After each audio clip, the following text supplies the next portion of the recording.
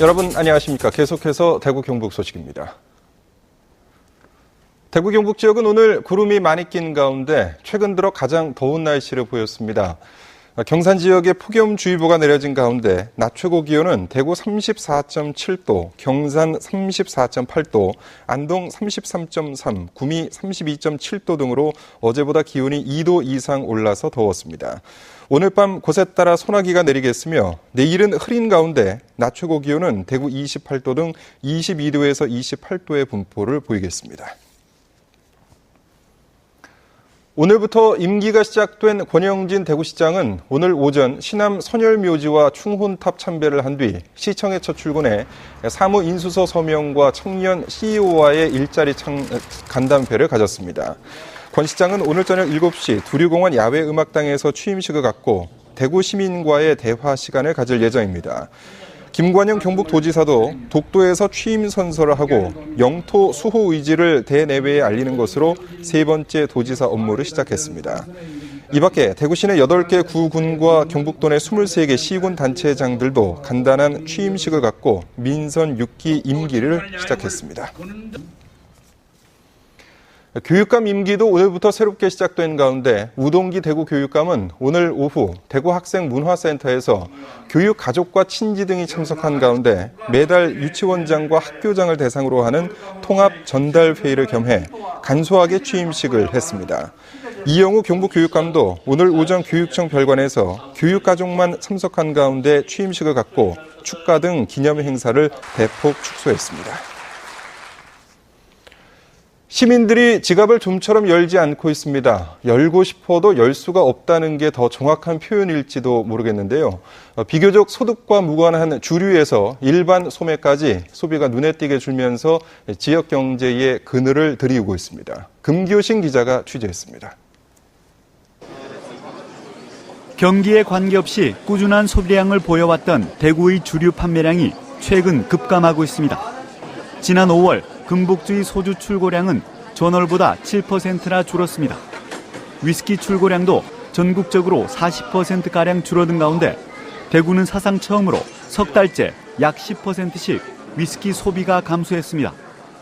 일반 음식점과 주류 판매점의 매출이 직격탄을 맞았다는 얘기입니다. 소비 위축이 되다 보니까 실제 이제 업소라든지 이런 부분에서도 좀 많이 좀 위축이 되는 부분도 있고 그런 아쉬움을 토로하는 경향이 좀 실제 많았습니다. 올 들어 5월까지 지역 백화점의 매출도 전년 대비 5%가량 줄면서 과거 2주 정도였던 여름 할인 판매 기간을 30일로 늘리는 등 소비자의 지갑을 열기 위해 안간힘을 쓰고 있습니다. 대구 쪽에 실질적인 수요를 일으킬 만한 계층이 안 생기니까 근본적으로 보면은 기업 자체가 안 느니까 구매층이 정진하지를 못하죠. 지역의 소비가 갈수록 줄어드는 것은 기업들이 위기감을 느끼면서 각종 경비 등 씀씀이를 줄이고 신규 고용을 줄이는 것과 무관하지 않습니다. 한국은행에 따르면 지난달 지역 제조업의 업황지수는 75로 전월 78보다 3포인트 하락했고 7월 경기 전망지수도 전월보다 14포인트나 줄어든 70으로 나타나 석 달째 감소했습니다.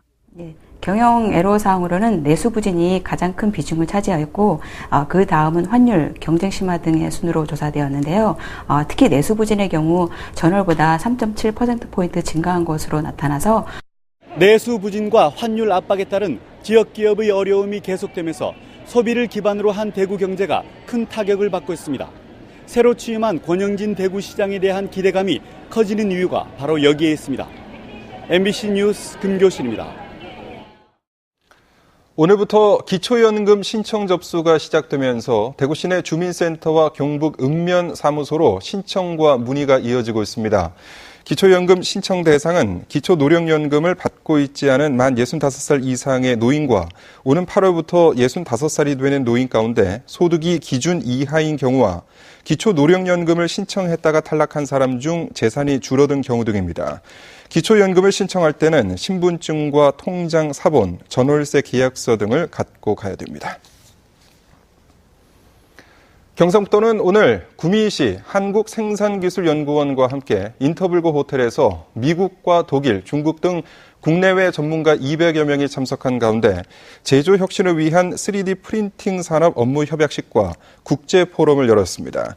이들 기관들은 앞으로 3D 프린팅 산업 육성을 위한 정책 발굴과 추진, 관련 기업 유치, 연구개발과 기술 지원은 물론 인프라 구축에도 협력하기로 했습니다.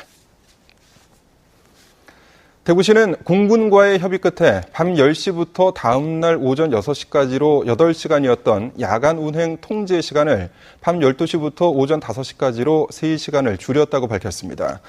대구시는 그동안 운항 통제 시간이 길어 신규 노선 확충에 어려움을 겪었는데 이번 조치로 국제선을 새로 취향시키는 데 도움이 될 것으로 보고 있습니다.